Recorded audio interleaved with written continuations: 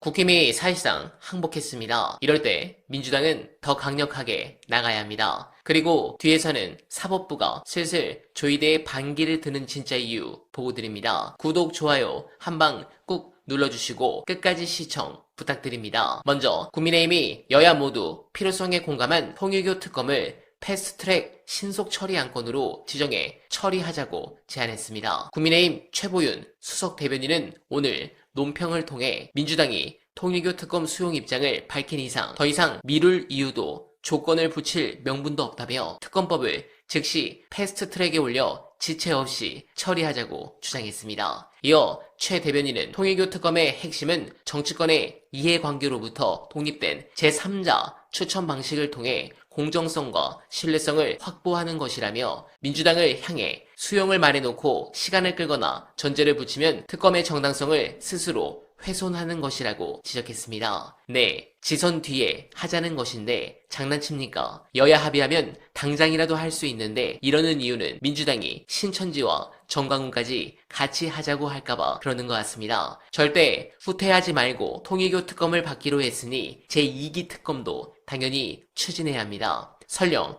야당이 반대해도 여당인 민주당이 의석으로 밀어붙여도 상관없습니다. 서로 원하는 것을 하나씩 주고받은 것이니 말입니다. 관련해 사법부에 대한 분석으로 커뮤니티에서 많이 인용된 영상 끝까지 봐주시고 여러분들의 생각 댓글로 부탁드립니다.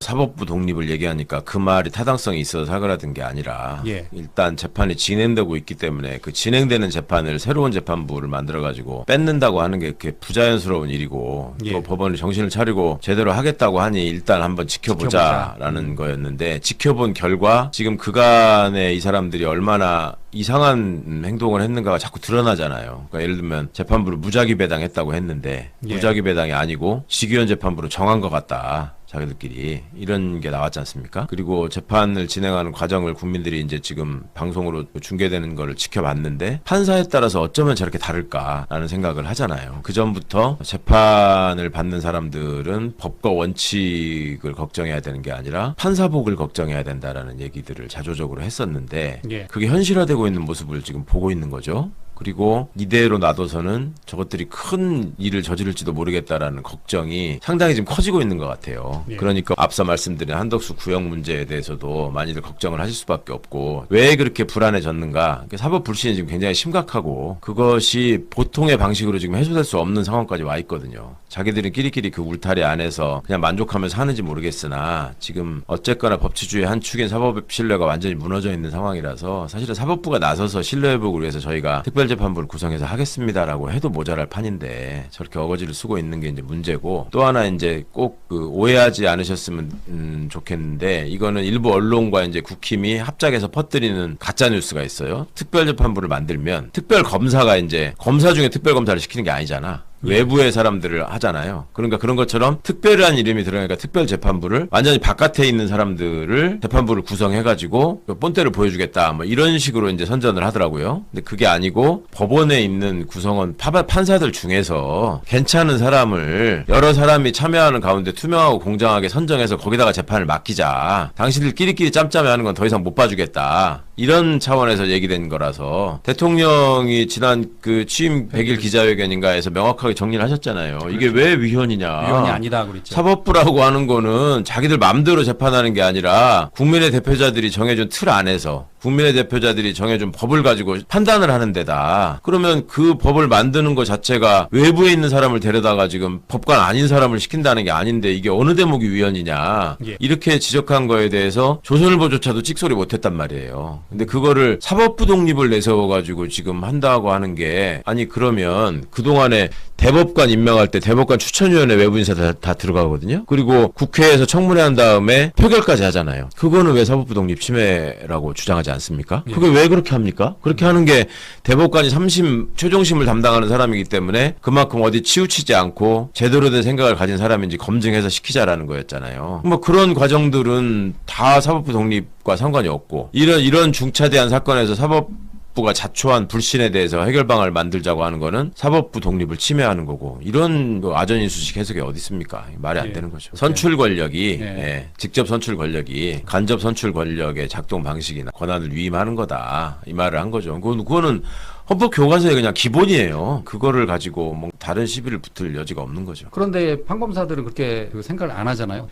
왜 그렇게 생각하냐면 우리 시민들이 그동안에 이 법조인들을 너무 높게 보고 신성시하는 경향이 있었어요. 그렇잖아요. 솔직히 말해서 뭐 그랬죠. 못이 붙은 사람들이고 뭐 똑똑한 사람들이고 그러니까 나보다는 더 공정할 거고 더 정의로울 거고 더 현명할 거고 이런 기대를 했는데 그렇지 않다라는 거를 지금 윤석열이 덕분에 너무 많이 보고 계시잖아요. 지금 뭐 최상목이네 한덕수네 이상민이네 무슨 저 박성재네 그 사람들이 지금 학벌이 부족합니까? 뭐 고시 합격을 안 했습니까? 뭐 그런 점들을 다 보셨기 때문에 지금 과거처럼 그렇게 바라보지 않는단 말이에요. 근데 사법 구성원들은 여전히 선민의식에 빠져 있고 우리는 당신들과 다른 별도의 세상에서 당신들을 심판할 뿐이지 당신들의 손가락질을 받아가면서 거기에 일일이 응대할 만큼 그렇게 한가하거나 천한 사람이 아니다. 이런 식의 잘못된 생각을 갖고 있는 거죠. 그러니까 저런 모습을 보이는 거고 이게 세상이 변화하는 거를 모르고 거기에 어긋나는 행동을 하게 되면 이제 몰락하는 수밖에 없는 거예요. 정신 차려야 됩니다. 이번 그 사법개혁에는 그 법원 행정처를 폐쇄하겠다 그런 내용도 나와 있습니다.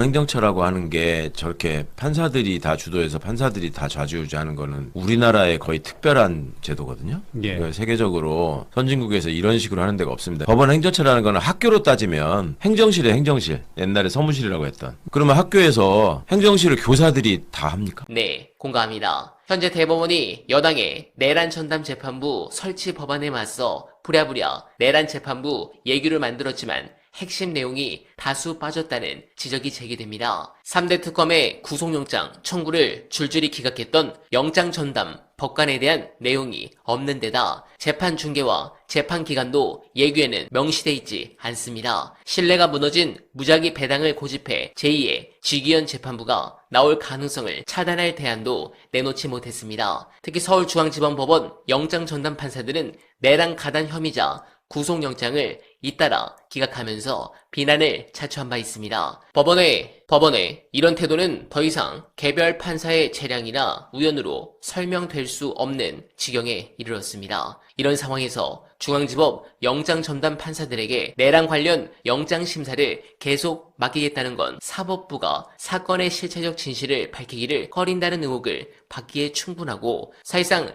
내란 공범임을 자백하는 겁니다. 그리고 이런 행태는 오히려 내란 전담 재판부 설치법 제정이 왜 필요한지를 더 극명하게 증명하고 있습니다. 여러분들은 어떻게 생각하십니까? 공감하셨다면 소중한 언알바 후원 부탁드립니다. 댓글에 고정된 링크를 통해 많은 사랑 부탁드리며 언알바는 오늘도 최선을 다하겠습니다. 여러분 고맙습니다.